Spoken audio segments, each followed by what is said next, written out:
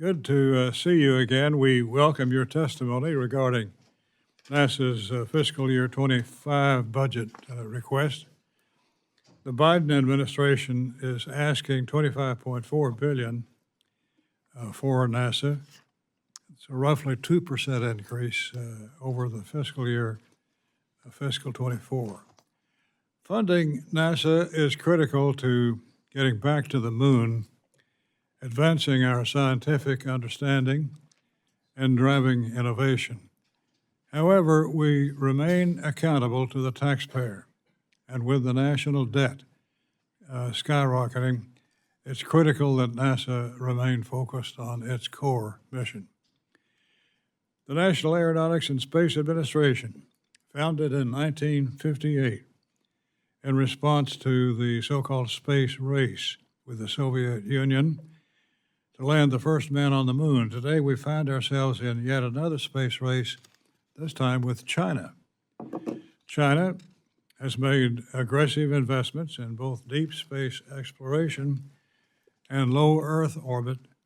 NASA's funding is critical to making sure the United States remains the international leader in space. Recently, Morehead State University in my district and their staff stepped up to help NASA during the Odysseus robotic moon landing, the first ever private spacecraft to land on the moon. Working with NASA, Morehead State was able to assist with establishing a command bridge to overcome communication lines issues after challenges in the landing process. I've reached the limit of my intellectual capacity thereby. And Senator Nelson, who is one of our former House colleagues, and then later the Senate, before taking on this challenging job he's in. But you accurately described it to me earlier by saying that Morehead State University was the savior of this historic mission. That's quite remarkable. We're fortunate to have with us in the audience today Dr. Ben Malfris, who led this effort at Morehead State. Doctor, stand up for us. Thank you for your work.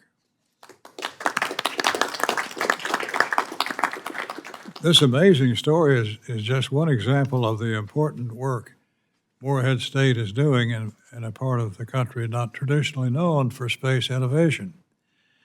I'm so proud of the incredible work being done at Morehead State University to build the next generation of the space workforce to ensure the United States remains the global leader in space. Many of NASA's missions are important for our country's international leadership, economic success, and scientific advancement. However, it's the duty of this subcommittee to ensure taxpayer dollars are spent efficiently and to continue to thoroughly examine spending levels, as we did in fiscal 24. Given the current spending environment, I want to urge NASA to continue to innovate through partnerships to reduce costs while not sacrificing mission advancements. NASA has set forth an ambitious but important agenda, and we look forward to hearing more about it today. So thank you, Bill Nelson, for joining us today. Let me recognize Ranking Member Cartwright for any remarks he may wish to make. Thank you, Mr. Chairman. And thank you, Senator Nelson, for joining us again, and all the work you do to lead our very proud NASA program. NASA continues to be respected throughout the United States and the world as a leader in advancing our knowledge of the Earth, the solar system, the wider universe, as well as in advancing human space exploration, developing new technologies with wide applications, and helping to establish more fuel-efficient and environmentally friendly aviation, among other things. but it's an inspiration of young people to go into science, technology, engineering, and math. That's where the real value of NASA is, and you can tell young people are inspired when they wear those ugly NASA T-shirts, right? It's not fashion they're after, it's inspiration. It's my hope that NASA will continue to inspire young Americans and get them to pursue STEM-related careers, because it's from STEM-related careers that we create wealth in this country. It's always been that way. You look at the Fortune 500 list of corporations, the ones crowding the top weren't even around a couple of generations ago because they're based on some scientific or technological breakthrough, and that created wealth. And things like NASA inspire young people to go into STEM. I am also proud, sure, we can talk about Morehead State all you want, but there's the University of Scranton to talk about here too, Mr. Chairman. I am proud that Dr. Nathaniel Frizzell of the University of Scranton was selected by NASA to lead a citizen science investigation for the study of this month's solar eclipse. He and several of his students, along with an international network of ham radio operators, researched changes in the Earth's ionosphere during the eclipse, including how the sudden loss of sunlight during totality affects radio signals. You know, NASA has really, in my time on this subcommittee, NASA has moved from strength to strength. And under your tenure, Senator Nelson, I mean, the things that we have pulled off, flying Ingenuity on the surface of Mars, a helicopter powered by a battery in 1% atmosphere. Nobody thought we could do that. NASA did it. Opening up the James Webb Space Telescope. It had to perform 340 separate operations, each one of them perfectly, in order to open up and start operating and transmitting those amazing images that we got. It did. If one of those operations hadn't gone off correctly, it would have been space junk a million miles away, really expensive space junk. But it worked, and it's been working. And the list goes on and on. It includes the Mars Perseverance rover, OSIRIS-REx mission that returned an asteroid sample to Earth last year, among many other missions. NASA also continues its work on a number of critical Earth science programs aimed at advancing our understanding of the Earth and providing key information to guide our efforts to tackle the climate crisis and mitigate natural hazards. In addition, NASA's Aeronautics Research Program continues to be critical to advancing the Biden administration's goal of reaching net zero carbon emissions from the aviation sector by no later than 2050. And it's technological advances, engineering and science breakthroughs that are going to help get us there. I look forward to hearing more today from the administrator about NASA's plans to manage in a cost-effective manner these many critical missions and programs. With that, thank you very much, Mr. Chairman. I yield back. Thank you, Mr. Cartwright. Senator Nelson, you're recognized for an opening statement. Without objection, your written statement will be inserted in the record. I would ask you to keep your statement hopefully to 5 minutes or less so we can have additional time for questions. You're recognized. Thank you, and I will keep it to 5 minutes. There's so much to talk about. I can hardly say my name in 5 minutes, but let me just comment on what you've already noted, the position of Morehead State. This is exemplary of the can-do attitude in the NASA community, because the Ingenuity lander came down on in the South Pole region of the moon, and apparently one of its legs hit a rock, and it tipped over. And so the antenna that is supposed to be pointed at Earth is now pointed in an opposite direction. And although they got enough telemetry to know that it was alive, all the experiments on this lander, they couldn't get the data. Somebody, and we're trying to find out who it is so we can give special recognition. It may have been somebody at JPL, Congressman Garcia. I just don't know at this point, but I'm going to find out. They figured that Morehead State, who has the antennas, that was communicating, since this was a commercial lander, it had 6 NASA experiments on it, one of which, by the way, was the way that it was able to land. It was a LIDAR, which is like a radar. And as it is circling the moon, the LIDAR on the lander is on the blink. And they figured out quickly to patch through to the NASA experiment, the LIDAR, and they were able to land. But it tipped over because it hit a rock.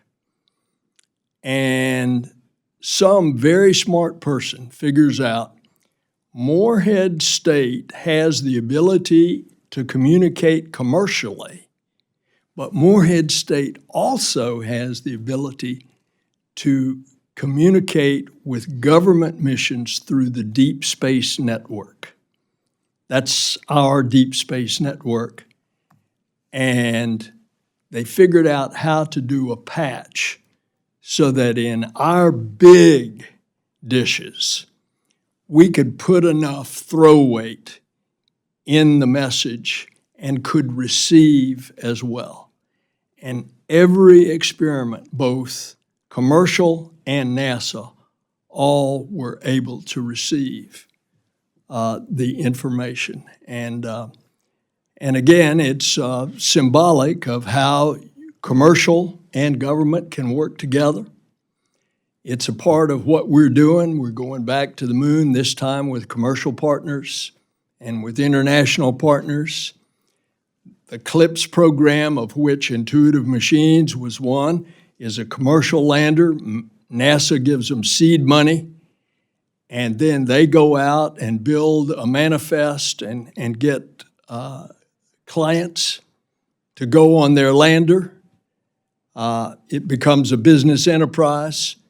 And oh, by the way, they're going to the South Pole. We had 6 instruments, NASA instruments, on there.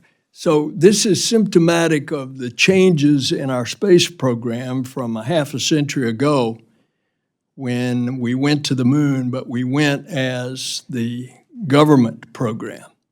We're going in a different way. And a lot of the things that you all will ask about and talk about today will have that theme running through it. So I'm within the 5 minutes, Mr. Chairman. I'll just stop there.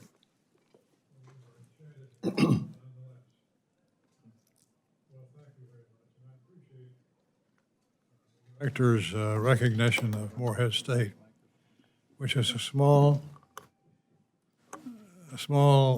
Appalachian community.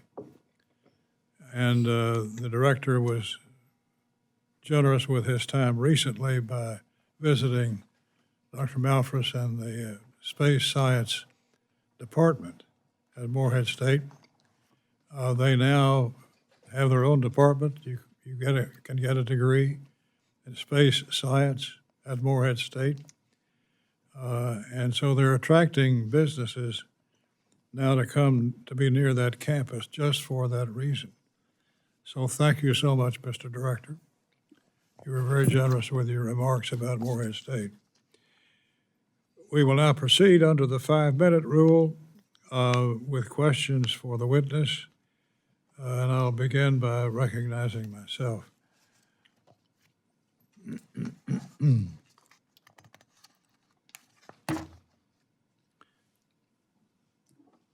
Well, we're into a new space race, in my judgment, this time for a sustained presence on the moon as the gateway to the exploration of Mars and beyond.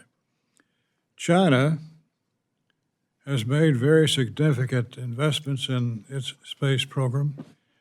Mr. Director, can you provide some specific examples of investments NASA is proposing in your 25 budget request to maintain the U.S. edge over China in space? Yes, sir. We intend to land humans first on the moon. We're going back to a different part of the moon.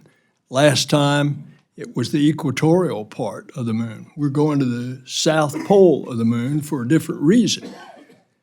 We're going back to the moon for a different reason. We don't need to go to the moon just to go to the moon. We did that a half century ago. We're going to the moon this time to learn, to live, to invent, to create how we can exist in that hostile environment so that we can go to Mars. And because we're going to the South Pole, we think that there is water there. We know there is ice in the crevices. If this is the moon and this is the South Pole of the moon, the sunlight comes in at an angle. So any kind of indention is permanently shadowed. The moon doesn't revolve. And we have seen in those permanently shadowed crevices ice. So if there's ice, we're sending a couple of those landers, by the way, those commercial landers, the remainder of this year. And they're going to dig and see if there is ice. And if there's ice, water, there's hydrogen and oxygen. And we got a gas station. And so your question is about a competition with China. China has made extraordinary strides, especially in the last 10 years, but they are very, very secretive. We believe that a lot of their so-called civilian space program is a military program. And I think, in effect, we are in a race. China, for example, has said, and they usually telegraph what they're going to do. Their latest date that they have said that they're going to land is 2030. But that keeps moving up. And so I think it's incumbent on us to get there first and to utilize our research efforts for peaceful purposes. We now have upwards of 40 nations that have signed the Artemis Accords, which is a common sense set of declarations of the peaceful uses of outer space. My concern would be is if China got there first and suddenly said, okay, this is our territory, you stay out. That's not the peaceful uses. There is obviously, you don't want to interfere with each other, but don't go in and declare that this whole territory is suddenly yours. And by the way, anybody that doubts that, look what China's done in the South China Sea with the Spratly Islands. So that's a quick answer to you, Mr. Chairman. Thank you. Well, those accords have brought countries all over the world together to have an important conversation about the future of space exploration. What role does NASA play in the current geopolitical environment that we're in, particularly as China continues to advance both its military and civilian space activities? What's at stake internationally if America loses its edge as the global leader of space exploration? We're not going to lose that global edge. But you got to be realistic that China is really throwing a lot of money at it, and they've got a lot of room in their budget to grow. And their science is good. Their engineering is good. And the proof's in the pudding. They now have a space station up there. It's got 3 elements. They usually have 3 taikonauts, which is what they call the Chinese astronauts. And I think that we just better not let down our guard. Now, you know, we have utilized NASA because of the fascination with space around the globe. NASA is usually welcomed in most countries.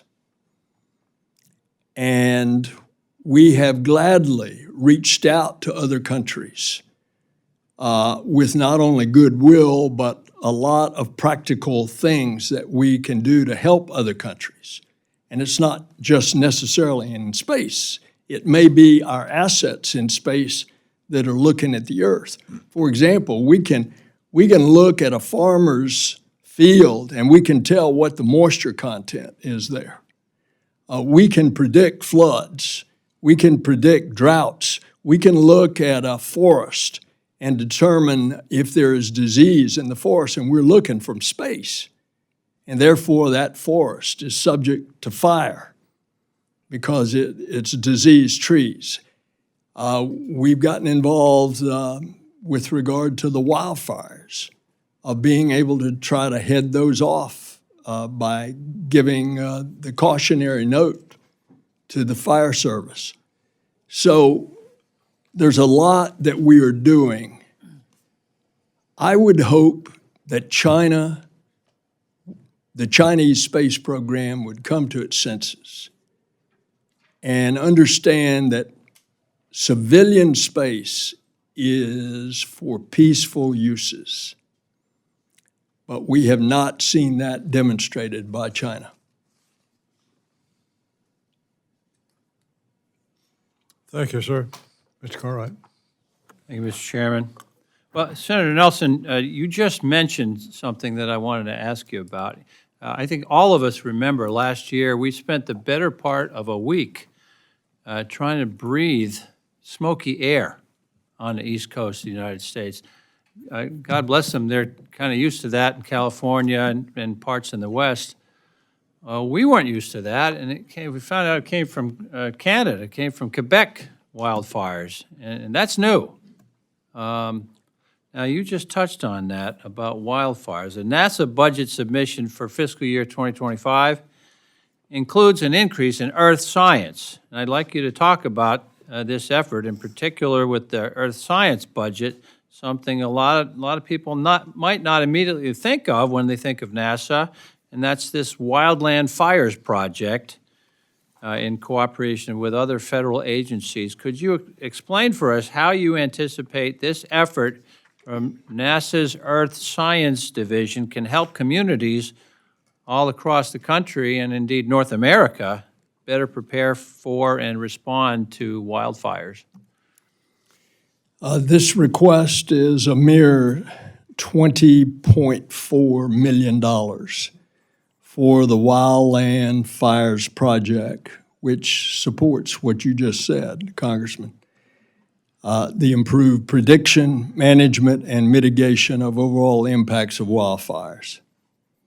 And that's not only within the U.S., that's around the world as well. And how does that happen? I mean, you mentioned it detects diseased trees. Exactly. Also, our improved ability to predict the weather. You think of the weather as the National Weather Service. NOAA, we design, build, and launch those spacecraft that NOAA utilizes. But we also have ours that look at different things. We can even from space look at a desert and we can tell you if there's water underneath the sand. We have a project, a joint project with USAID, for example, called Severe, that we give the data for farmers to help them, and then USAID implements that in third world countries. We can even detect if there's methane leaks from space, can't we? It's unbelievable. We have a spacecraft we put up a year ago, and it was to look at dust storms. And lo and behold, one of the byproducts of it, it can detect methane emissions. And we've been able to go to industries that didn't even know they were emitting methane, and they're happy to receive that information so that they can stop the emissions. Right, because leaking methane was losing money for them. Well, let me shift subjects for a moment. NASA's request for aeronautics research highlights an effort to reduce non-CO2 greenhouse gas emissions, noting that with increased scientific and engineering focus, this research could eventually lead to completely eliminating a major aviation greenhouse gas effect. Could you tell us more about the effort and how NASA is working to achieve emissions reductions in aviation? Yes, sir. First of all, we're working to get an all-electric airplane, and we hadn't been totally successful on that yet. But we have about a $750 million project going with a major manufacturer. They've put in about $500 or $600 million. This is Boeing, to develop the next medium-range, single-aisle transport aircraft that will save 30% of its fuel. And the design is a high wing on the fuselage and a very long and thin wing, so long and thin that it has to have struts. And because of the greater efficient wing and it being high, you can put the bigger fan jet engine so that you can get all the more efficiency. The combination of the wing and the engines will bring 30% fuel savings. So that's one example. Terrific. Final question. Cancer moonshot. The International Space Station budget request includes a renewed focus on cancer research that supports the President's cancer moonshot effort. Can you tell us how this research will help find cures for cancer? This research is just coming into its own. And I have been very frustrated over the years because 38 years ago when I flew, my experiment was sponsored by the University of Alabama at Birmingham Comprehensive Cancer Center. That was my primary experiment, growing protein crystals in space. And the results were dramatic, how much clearer, purer, and larger they were of the identical protein grown on Earth in gravity.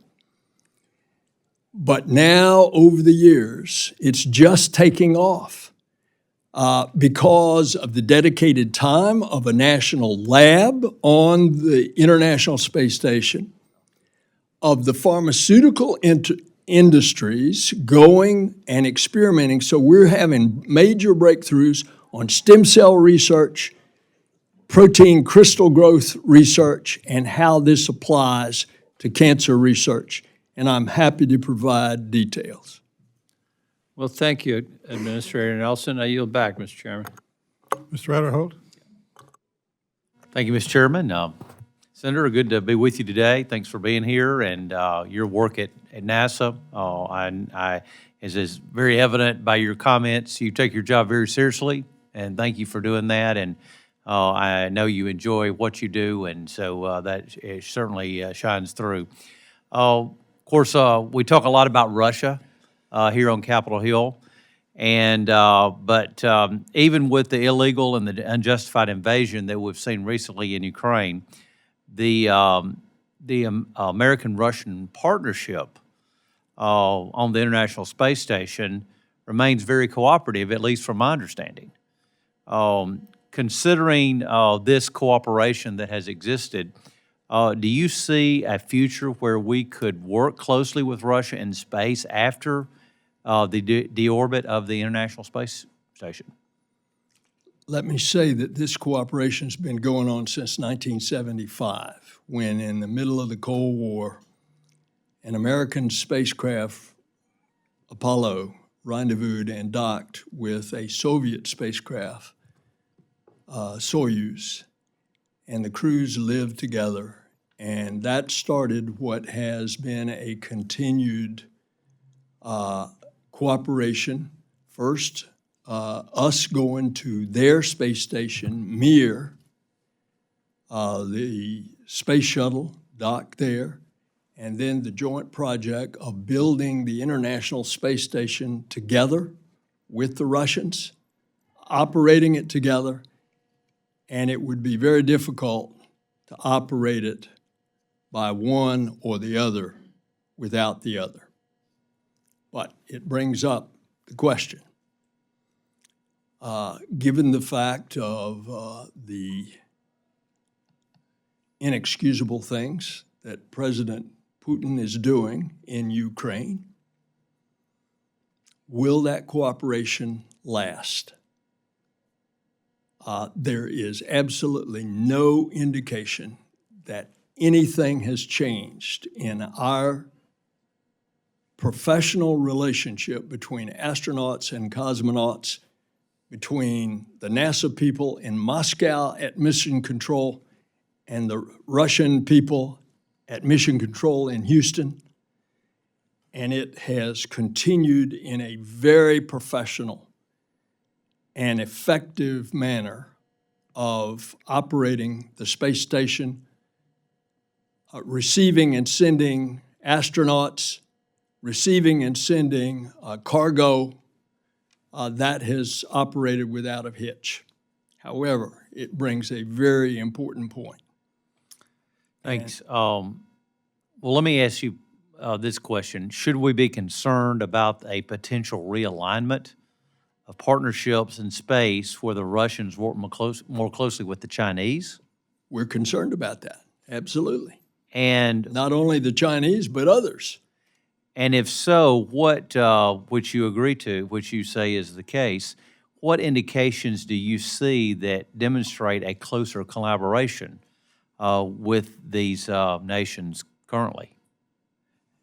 Say that again now. With that being the case, that you're seeing this realignment, what are you seeing that demonstrates this? What are that backs this up? The of realignment? The realignment, yeah. Thus far, there's no realignment. There's not a hitch at all in our relationship with the Russians in civilian space. Get into military space, you got a whole different thing. But it is something that we have to be concerned about. So in our budget request to you is the fact that we desperately need, in the emergency supplemental appropriations, once you get through with this first tranche that you're considering, there's another one that's coming. It's been blessed by the White House, and it's our request not only to repair the damaged deep space antennas on Guam when the typhoon hit Guam, and that happened to DOD as well, but also an emergency appropriations request for a deorbiting vehicle so that we can start now, and in 6 years, when we want to deorbit the space station, and remember, this thing is 120 yards long. It's as long as a football field from goalpost to goalpost, and we've got to get it down safely. What happens in the next 6 years? Are we still going to have the same relationship that we can get it down with the Russians? We can't count on that. So we've got to start now to build that U.S. deorbit vehicle that could get the whole station down safely so it won't hit anybody or anything. Thank you. My time's expired, so I yield back. Mr. Tron? Thank you, Minister Nelson, and joining us today, and Chair Rogers and Ranking Member Cartwright. Maryland's a proud home of Goddard Space Center, 35,000 jobs, billions of dollars of economic output. OSAM 1, an important mission being led by Goddard, promises to deliver significant economic, strategic benefits to NASA, to the Space Force, and the commercial space sector. The ability to have space mobility, including satellite servicing, orbital debris removal. These are vital capabilities that will bolster the capacity and affordability of NASA's ongoing human and scientific exploration. In 2024, we invested Congress $227 million on the President's budget request for OSAM and put that language in place for a 26 launch. While we understand you have a lot of top-line pressure NASA is under, canceling that program would be catastrophic for scientific innovation in Maryland and result in the loss of 1,200 jobs, 600 civil, 600 contractors. I'm told the workers at Goddard are working hard to rescope the mission prior to the October review that Congress mandated in the 24 bill. Please share with us how NASA plans to implement the report language and how you will honor the rescoping of the mission and allow our contractors to continue with their procurement processes. Thank you, Congressman. Understand the hand that you dealt us. And I say that you have dealt us. Had I been still a member of Congress, I would have voted for that compromise when you got to the point that you had to raise the debt ceiling so that the government of the United States, full faith and credit, wouldn't go into default. And in order to get the votes to get the debt ceiling raised, you had to agree to less spending. That less spending came in primarily on the non-defense discretionary spending, of which NASA is a part. So much so, it was a $2.5 billion hit to NASA in fiscal year 24, the current year, and another $2.3 billion hit to NASA in fiscal year 25 from what we had requested to take care of all of these things. The hit to science was $1 billion in just 24. And the hit to science in 25 was about $850 million. So with less money, we have to make some very tough choices. Your program is one of them. California's program is another one. Now, specifically OSAM, let me tell you what happened to OSAM. There was an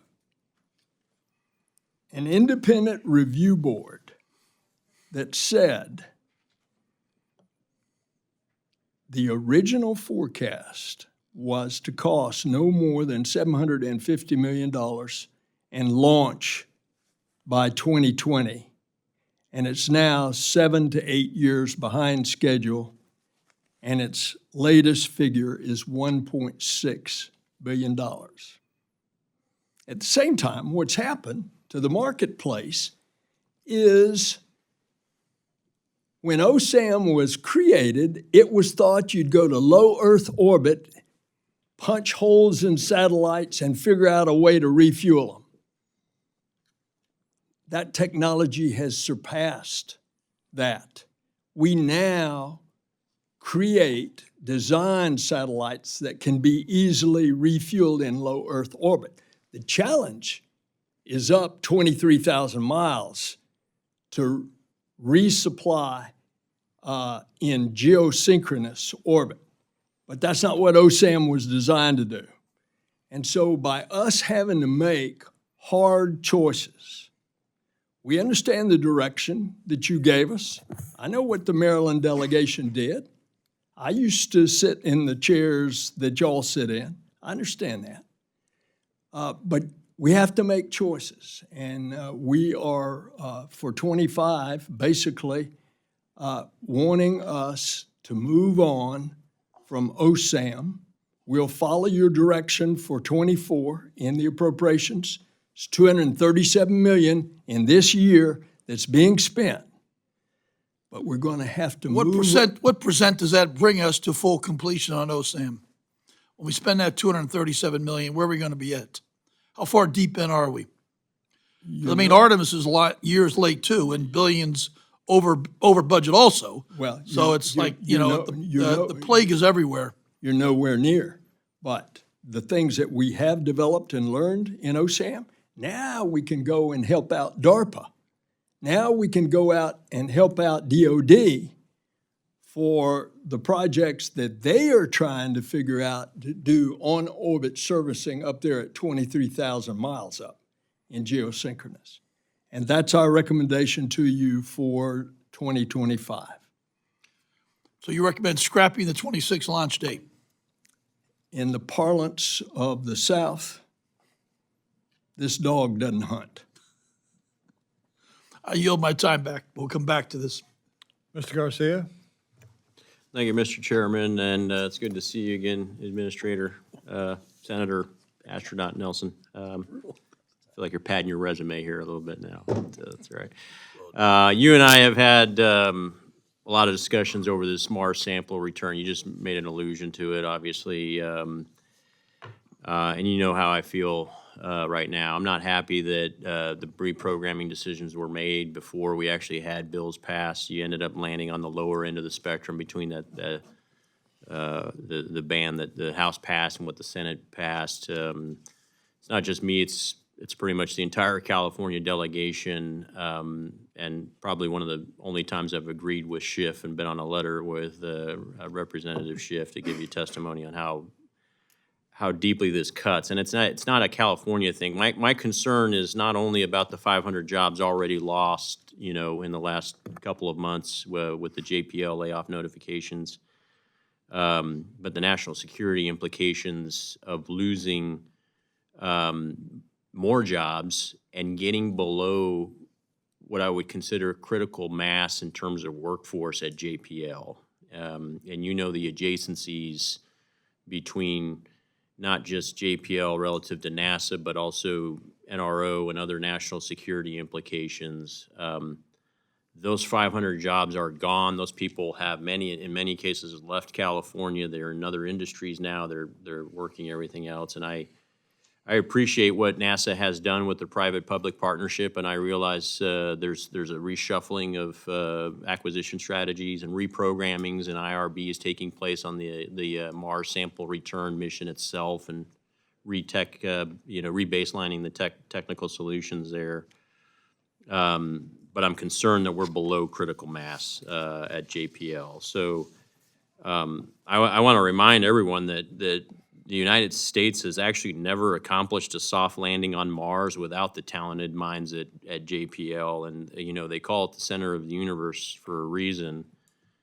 And so while I echo Mr. Trone's sentiment that, we're making these cuts, and I understand, and you're going to give me the same answer that you just gave him, I'm sure, on OSAM, but I worry that when we make certain decisions that we're cutting to the bone and actually, in this case, potentially amputating JPL. So I understand the rationale. I understand the rebaselining. And you're asking us to invest nearly $10 billion in the Moon to Mars mission for FY25. And I just want to, again, underscore the scientific and national security implications of what we have done here in JPL's role. So I guess the question is, what is JPL's future role in the Moon to Mars mission? And what are you doing, what is NASA doing now to protect the institutional knowledge, probably thousands of years of institutional engineering and program management knowledge at JPL that's getting scattered into the winds as we speak, and not necessarily staying in the space industry or aerospace industry. And what's necessary to keep American boots on the moon and on Mars if we're going to disintegrate this workforce? How do we reconstitute this? how do we preserve jobs? And my understanding is there's probably going to be even more layoffs coming up with FY25. You committed to not doing more in FY24, but I think the buzzsaw is coming out in FY25 again. So what's the plan to make sure JPL remains relevant? First of all, my answer to you is not the same with regard to OSAM. Okay. It is an extremely important objective that we return those samples from Mars. We'll have about 30 titanium tubes the size of a cigar filled with cores that have been drilled. They've been drilled on a dry lake bed where a river came into that lake. And that is prime for us determining if there was life there. And then when we send our astronauts to Mars, then they won't go there because we'll have that proof. They can go to another promising area to see if there was life. When you are dealing with a budget that is overall almost $5 billion cut over 2 years, and science itself is cut $2.7 billion in those 2 years. And hopefully, the following fiscal year, we won't be under these constraints that the bill to raise the debt ceiling caused the constriction. Hopefully then, we'll have a lot more flexibility. So I am quite sanguine about the future, and this is why At JPL or on the MSR mission itself? all of the above. Okay. Because, and that's why on Monday I announced, as I had discussed with you on Sunday, that I was going to ask that we simply cannot afford $11 billion that all the independent reviews have said, and you can't even get the samples back till 2040. That's when we're going to be sending astronauts up there. I said, let's start and think outside the box. So we've gone to JPL. We've gone to the rest of the NASA centers. We've gone out to industry with a request for information. By the 17th of next month, bring us your ideas as to how we could get this done cheaper and quicker. On the basis of that, the experts at NASA will make a decision. They'll give the seed money, and in the appropriation, we asked for $10 million so that we could put out that seed money in this request for information for 24. And let's see what we come back with in the answers this fall. And then at that point, we can make a decision. Now, as I mentioned to you, the head of the Jet Propulsion Laboratory, Dr. Lori Leshin, is very confident that they're going to be able to come up in their proposal that's going to be faster and cheaper. We want to see what other projects are out there. Remember, this is the most difficult thing that we're talking about, having an ascent come off of another planet. That's right. Rendezvous in Martian orbit with a European return vehicle, and that's Europe's cost, and bring those samples back to Earth. And so that is what I have directed, and that is what is underway. And I'm very optimistic as I talk to our scientists that it can be done. Okay. Well, I appreciate it. I'm out of time. A competition is good. I just don't want to lose that crown jewel down in Pasadena and JPL while we do that. So thank you, sir. Thank you again for your service. Mr. Morelli? Well, I thank you, Mr. Chairman, for holding this hearing, and I thank the ranking member always. And thank you, Administrator Nelson, for your long service and dedication to our country and your leadership.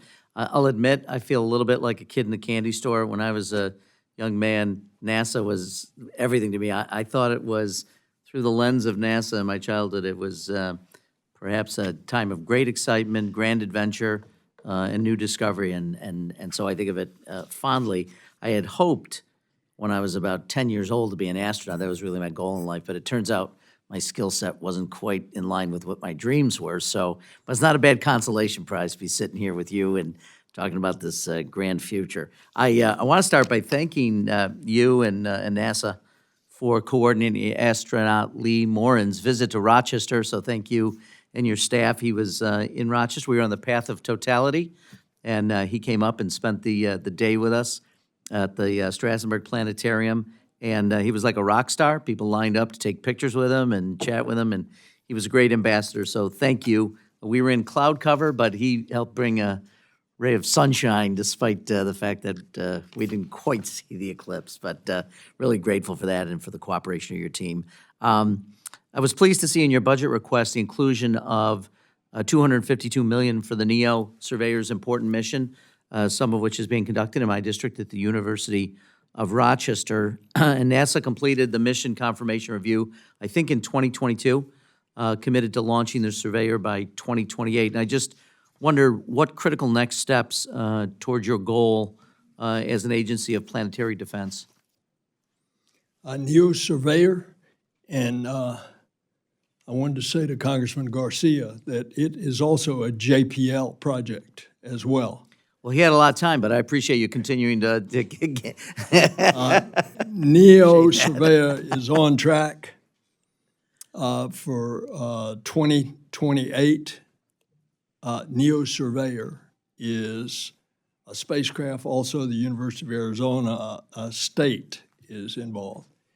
And it's going out there and it's searching for killer asteroids. As you know, 2 years ago, we sent a spacecraft intercept an asteroid 7 million miles from Earth. We hit it at 14,000 miles an hour, bullseye, and it moved it. And so we now know that we can do that. NEO Surveyor is going to help us find a killer asteroid. This is one of the things that you all have mandated to us, is to go out there to look for asteroids that could threaten planet Earth. Very good, thank you. You talked a little bit about the investment in the International Space Station, which does enable a large group of people in the supply chain companies, including those in my home state of New York, to be a part of this and to support the ISS. NASA works with private companies under something called the Crew and Cargo Program to safely transport astronauts and supplies to and from space. Can you talk about why maintaining a regular cadence of flights is important? You talked a little bit about the ISS, but why is this important to their continued operations? With regard to low Earth orbit, with regard to the moon, or both? Both.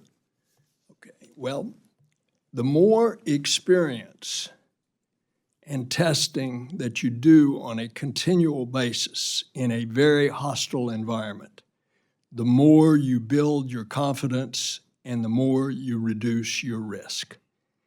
And that's why a continued cadence is so very important. It's also prudent to have a backup plan. And so years ago, when we said we're going to get commercial companies into delivering astronauts and cargo to the International Space Station, we wanted two. And the two were SpaceX and Boeing. And lo and behold, as it turns out, SpaceX has been flying cargo and crew for the last 4 years, and Boeing's first launch of the test crew of 2 astronauts will be somewhere around May the 1st. And so that constant repetition reduces your risk. The same is true for the moon. However, the moon is a much different thing, a much more expensive proposition, and that cadence is a lot more infrequent. but we still hope a cadence of about one a year. Very good. I had additional questions, but I'm not sure whether there'll be a second round, but I can submit in writing if there's not. I appreciate the time, Mr. Chair, yield back. Mr. Gonzalez? Thank you, Chairman, and thank you, Senator, for being here today. When will China become the global leader in space exploration?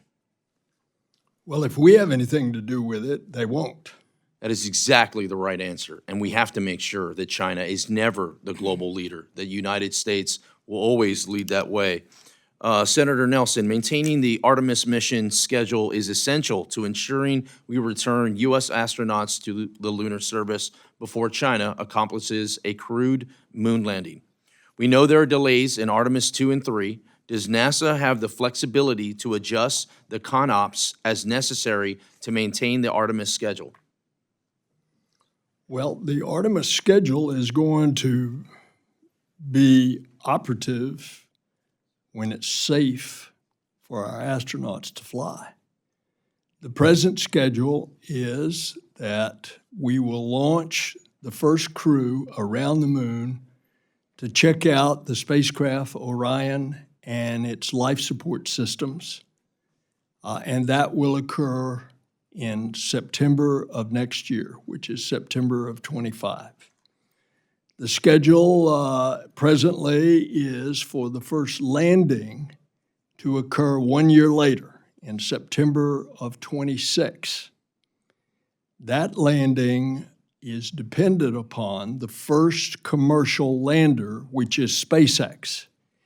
They are presently testing their big rocket. It's the largest, most powerful rocket ever, from Boca Chica, which is just to the north of the mouth of the Rio Grande. And we have as a backup the second round of competition, which was won by Blue Origin. But they have said, since they are 2 or 3 years behind on that second round, that they don't expect to be landing until 2029. So there's a lot riding on the first successful lander. If that's successful, Artemis 3, the first landing, then Artemis 4 is a larger, taller, more powerful rocket. It's an evolved space launch system.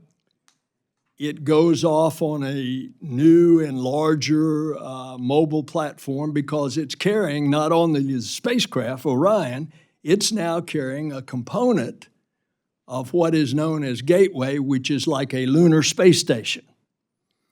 And that is scheduled to go about 2 years after the first landing.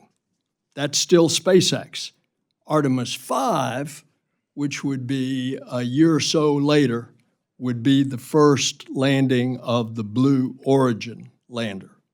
You have highlighted this timetable, this domino effect, if you will, why it is so critical to make sure that that first domino lands correctly. And it's nothing easy about this, right? There's some growing pains that happen. You make some mistakes along the way. I think SpaceX has done an amazing job at correcting that, but we have to make sure that we do not get in their way. As long as they're meeting all the criteria and they're moving the ball forward, that first domino is critical to making sure that that fifth domino lays on time. On time, on target is important. My next question, are there any plans to further reduce the number of scientists and engineers that are working for NASA? We need all that we can get, and I see no plans. We have about 15,000 civil servants, and we have about 45,000 contractors, all of which wear the NASA badge, so a total workforce of about 60,000. And we're not anticipating any major layoffs at all. Excellent, because I'd urge you, as you're making these tough decisions, you can't just grow scientists, you can't just add them to the equation. They're an invaluable asset overall? And then the last question that I have for you is, do we know how many scientists and engineers are working on the China space program? I don't. And of course, even if I dug, it'd be hard to pull that out. Maybe you could get it from the Intel Committee. However, I caution that they have made huge strides in the last 10 years, and you better not take anything for granted.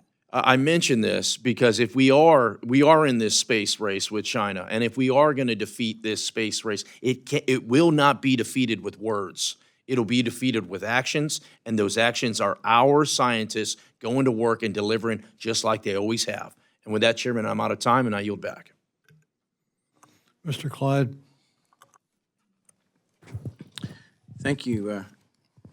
Thank you, Chairman Rogers. Okay, Senator, good to see you, sir.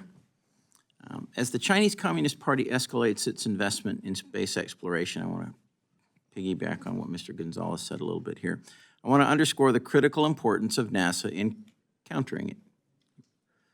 NASA's pioneering work not only advances our understanding of the universe, but also develops cutting-edge technologies important for maintaining military and economic superiority in the evolving space domain.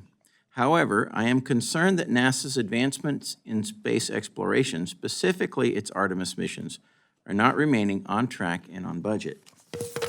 A March 2024 60 Minutes report details significant questions surrounding this program and has continued ballooning costs and schedule overruns. In this report, NASA's Inspector General stated that, and I quote, significant reductions in cost and better planning, that without significant reductions in cost and better planning, the current trajectory of the Artemis program is not sustainable. In response, NASA's Associate Administrator in charge of the Artemis program said that NASA disagreed with the Inspector General's characterization of the current situation and stated that NASA has taken a, quote, affordable path for the Artemis missions. So, Senator Nelson, what do you think? Do you agree or disagree with your Inspector General's characterization that the current Artemis cost trajectory is not sustainable? Please give me your thoughts on that.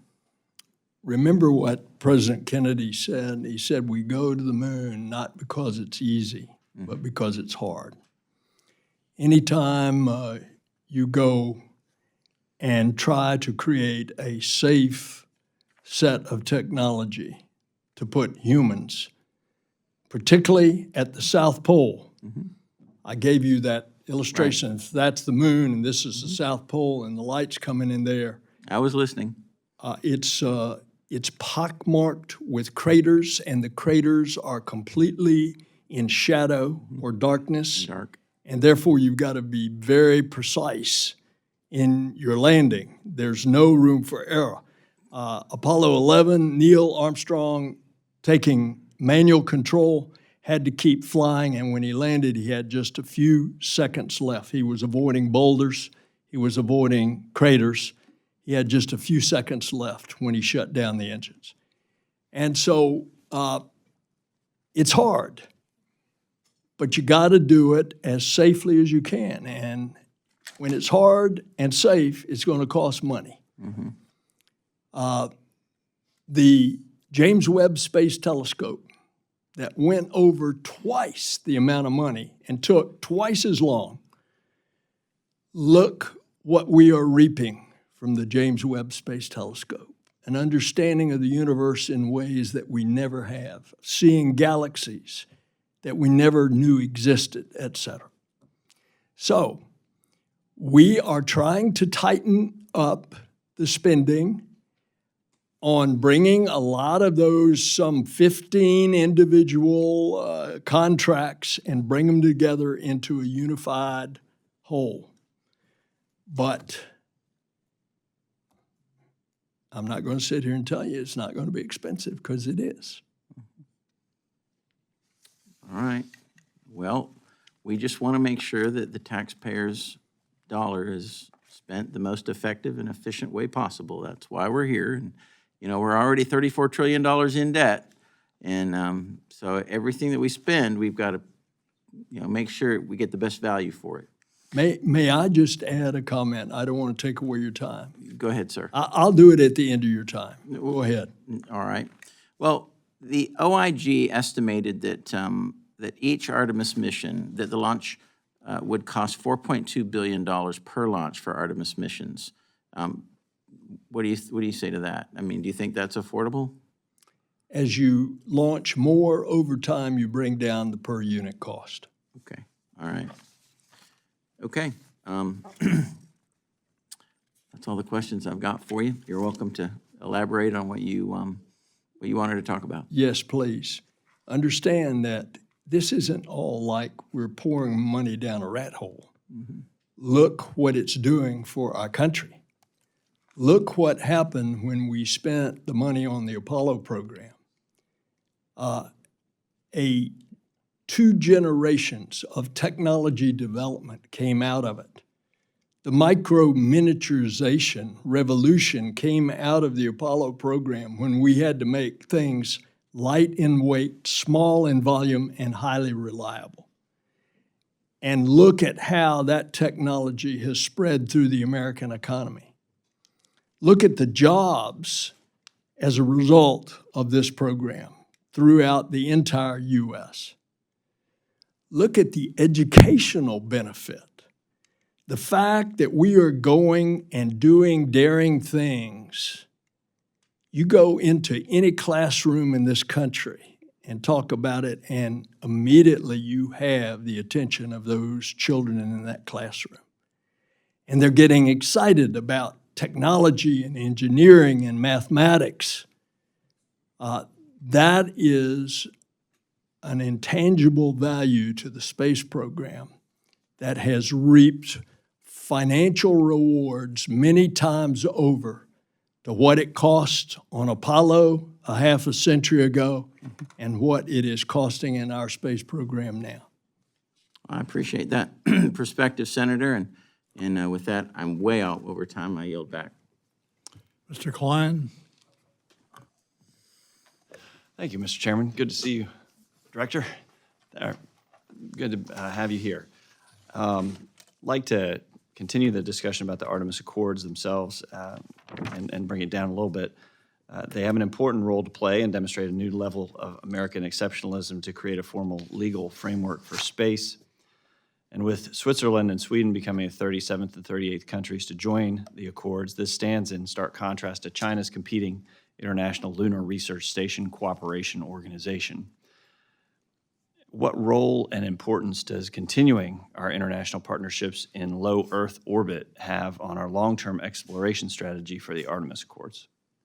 We have 15 partners on the International Space Station. For example, in addition to the Russian section of the station, we have a Japanese module, we have a European Space Agency module. All these nations are directly participating. Nations are flying with us as international astronauts. And a lot of those that are cooperating now are going with us to the moon as well.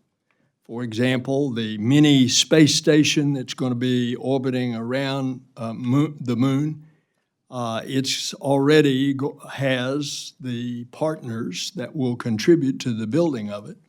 Canada, UAE, the European Space Agency, and Japan. And there are more to come. And so this international cooperation has been phenomenal wherever we are, whatever we're doing. Look at the international cooperation on the James Webb Space Telescope. I mean, this is going out to the entire international community of astronomers. Is Canada the largest contributor to the agreement other than the United States? Which agreement? Well, the Artemis, I would say the lunar mission. The short answer is no. Okay. Eventually, the cost, for example, on the rocket, the life sciences, the life-supporting equipment is in what is known as the European Service Module. And that's attached underneath the capsule, which is Orion. And so at this point, it's probably Europe, although Japan is investing very, very heavily in our space program. Gotcha.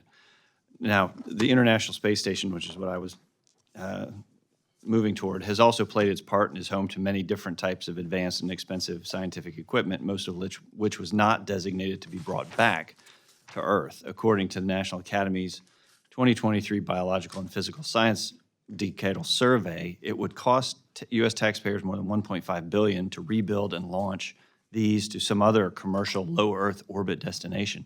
Can you talk about what's being done to preserve the equipment on the International Space Station as we make plans for a deorbit? Well, the ones that have technological life, I'm sure there's going to be some kind of thought put into that of preserving that. Stripping it out if it's of still economic value and bringing it back before you deorbit the International Space Station in 2031. By the way, we don't deorbit until we have a commercial space station or stations, which we now have given the incentive money to at least 3 companies to build a commercial space station and show its economic vitality and its business case for being there. Okay. And that's our intention. Once we have a commercial space station, then we can train our astronauts there because our focus is not low Earth orbit at that point. Our focus is out there at the moon and beyond. Right, but what we want to avoid is a gap that would cede the U.S.'s leadership in space to China, especially regarding low Earth orbit. Is there a plan in place to maintain American prominence and avoid gaps in human spaceflight capability and presence in low Earth orbit? If I have anything to do with it, there's not going to be a gap. Okay. I'm expecting we're going to have commercial space stations In the next 10 years? Is that your anticipation? by 2030. Okay. And if we didn't, then I'd make the case, if I were still at this table, I'd make the case that we need to continue the station until we do have alternatives. Because I don't think we want to give up the permanent presence in space. I agree with you wholeheartedly. Thank you, Mr. Chairman. I'll yield back. Well, Mr. Director, we hope you still have that seat. Mr. Elzey? Thank you, Mr. Chairman. Thank you, Senator. Good to see you again. Thank you for being here. Real quick, getting right to it, let's talk about aeronautics real quick and the low boom flight demonstrator. What do we see down the road as a benefit to spending money on that and the hypersonics? Real quick. I got a couple more after this one. We are a research organization, but we are working on hypersonics. A commercial use of hypersonics is to get from point A to point B on planet Earth quick. There are obviously a lot of national defense issues with regard to hypersonics, but we do the research. Now, with regard to the low boom, this is the needle-nosed X-plane that's going to fly at the end of the year. Okay. To see if we can go supersonic and not create that jarring sonic boom, but because of its design, it recreates the shock wave so that it becomes a muffled roar. And so the idea is to translate that research that you do into a standardized wing that other commercial carriers can start to pick up and advance much faster flight around the world. A design so that commercial aircraft can then fly supersonic over populated areas. Okay. So that you could go from LA to New York and you could do it in maybe 2.5 hours. Okay, perfect. This next subject is more of a comment that doesn't require an explanation. I will say that in the business that you're in and the operations that you conduct, my comment is this: anything that's not based on merit and performance in the risky operations that you undertake, and any money expended outside of that is a waste of money. That's my comment. I think you know what I'm talking about there. I just want that to be on the record, because I know we're spending $22 million on programs like that, and I think that while that, in a $25 billion program, that is a minuscule amount, but it's $22 million that belong to the American taxpayer. Now, something more positive. Let's talk about your T-38s, which I have seen, haven't flown in yet, but would like to someday. They are pristine, and they're the earliest T-38s ever built. Do you see a transition coming for a different trainer-type aircraft? And if so, what is your timeline and what do you need? The answer is likely yes, but I don't know the details on the trading out of the T-38s. Okay. They are still operating well. Okay. And that's one thing that NASA does well, is its maintenance program. Yes, you have they are indeed 60, in some cases older years old, 60-year-old aircraft, the T-38 supersonic trainer aircraft. And these are the first off the line. So I've seen the professionalism and the love that's put into those aircraft. And with the more infrequent space flights, I know that keeping pilots and keeping astronauts airborne is extremely important, and doing so economically and safely is important to me too. So I just want to make sure that as that need comes up, we need to lead turn it as quickly as possible to make sure y'all have what you need. You know, the T-38s are so good for the military, they're used as the aggressor aircraft That's on correct. a lot of the war games. That's right. That's right. My time is winding down. Thank you for your time. Always good to see you. And Mr. Chairman, I yield back. Gentleman yields back. There is, I think, request for a second round of questions. Mr. Director, if we do a second round, we'll try to keep it as brief as we can, given your schedule. Is that okay with you? I'm here at your pleasure, Mr. Chairman. Thank you.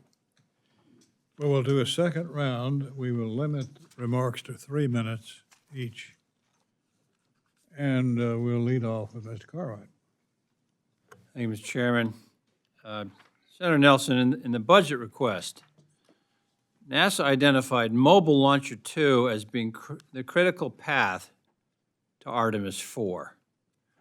That means that delays to the Mobile Launcher 2 would delay the Artemis 4 launch. Am I correct so far? Correct. All right. And that'll be the second Artemis moon landing mission.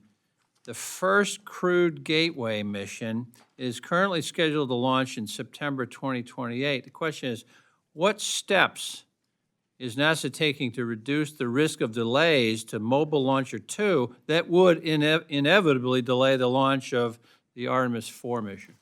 I have met personally with the CEO of the well-known international company that has built that. They had really dropped the ball, but they have really picked it up. And I am led to believe that I think they're on schedule now. Keeping a close eye on them, are you? So much so, eyeball to eyeball with the CEO. Good to know. Good answer. Thank you, Mr.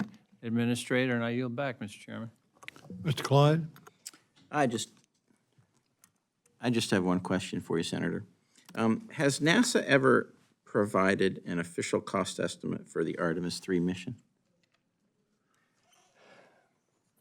By breaking it out into one mission, normally what you do is you would take your research and development cost and you would amortize that over all the missions that you're going to have in the future, instead of piling all of that on the first landing, which is Artemis 3, which is what you asked. Right, that's correct. We can get you whatever figure you want. Okay, all right.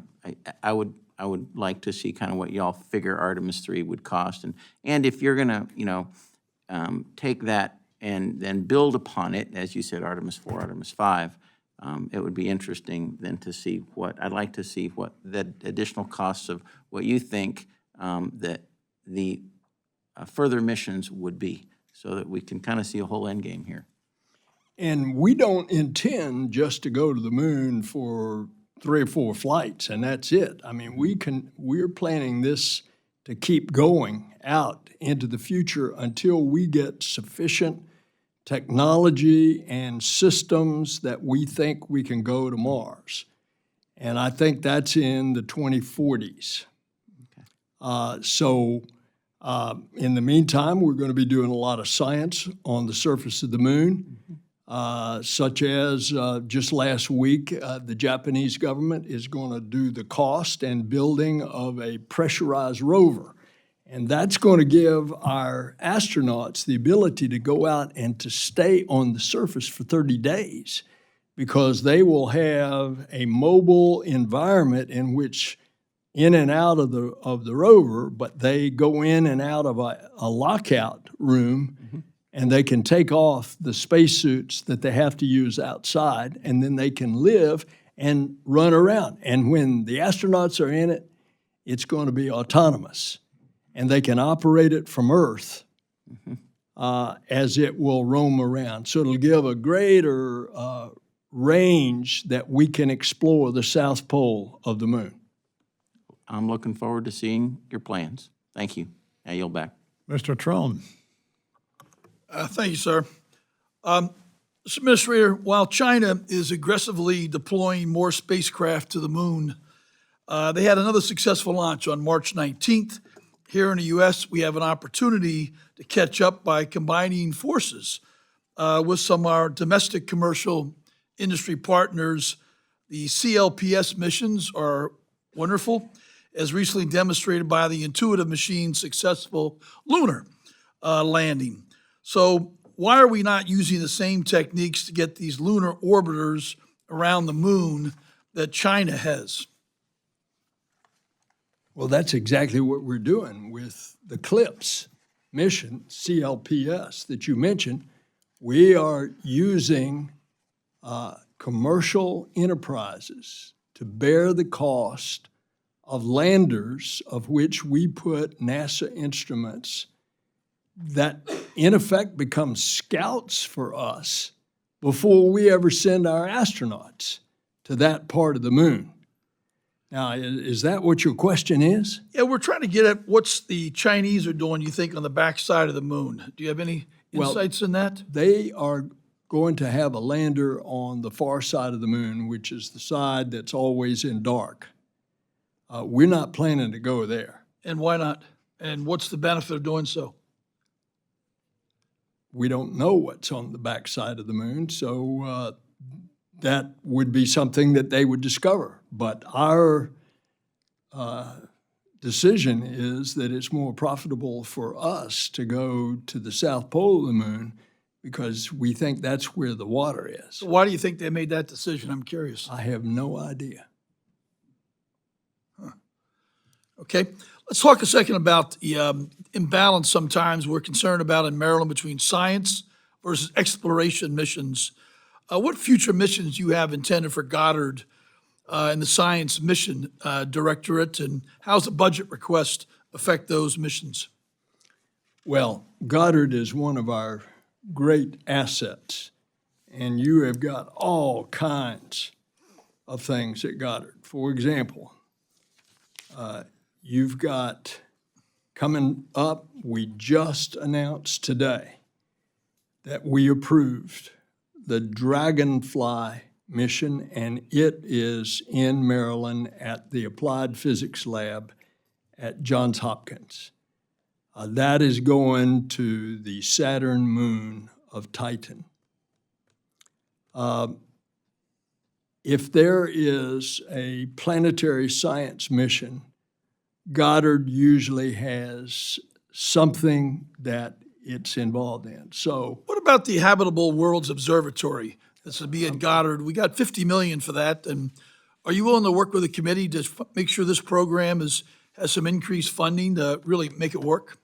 Not only work with you, we want it to work because the Habitable Worlds, which is one that'll go in the 2040s, you got to start it now. And its whole goal is to go out there and find other Earths that there's carbon and there's water and it's got the right amount of distance from their sun, looking for life, which is one of our charters, by the way, is to look for life.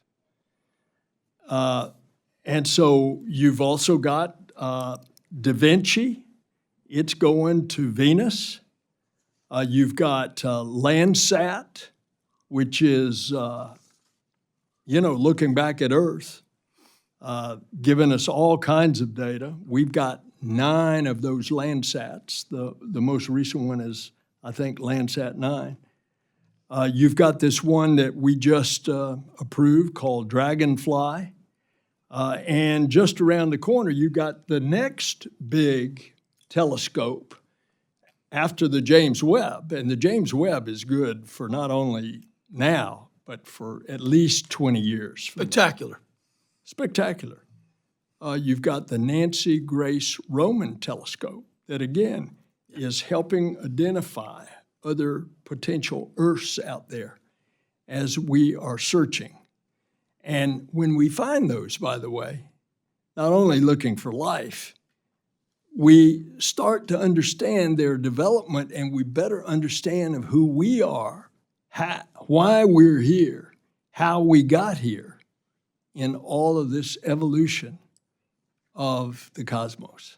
Thank you. I yield back. Mr. Morelli? Thank you, sir. I just have one question.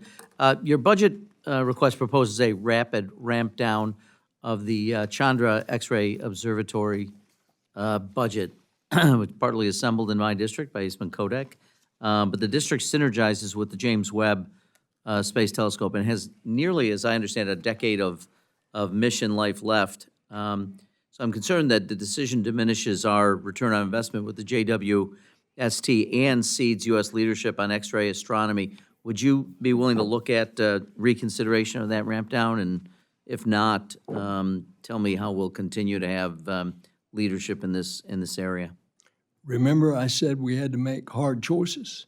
Now, Chandra has been the mission that has given us so many gifts, but it's been there for 25 years. And it's time for new missions. And when you cut us, and when I'm not saying that in any accusatory way, I'm saying had I been a member, I would have voted for that too, to save the full faith and credit of the U.S. government. That was the compromise you had to do. You had to cut non-defense discretionary. But you cut us $2 billion Yeah. on science, just science, over the 2 years, 24 and 25. Let's start making that up in 26. Well, I appreciate that, and it has been in operation for 25 years. My understanding is it's continuing to add to our knowledge base on X-ray astronomy, and that it does have useful life left. So I would think, and I understand new missions are important, but one that's working and really generating some results, I would think we would want to continue, and I would hope. I mean, obviously, I understand the need to prioritize, and frankly, I'd like to be spending more in your space, in your area. I just ask you to, perhaps if we could have additional conversation, I'd like to ask you to reconsider on this. Of course. Yeah. Thank you, sir. Yield back, Mr. Chairman. Well, that concludes today's hearing. We want to thank our witness, Administrator Nelson, for being here with us, being generous with his time and information. Sir, we thank you for your service to your country. Mr. Chairman, may I make a personal comment? Please. Of course, I've had the good fortune to have known you for quite a while.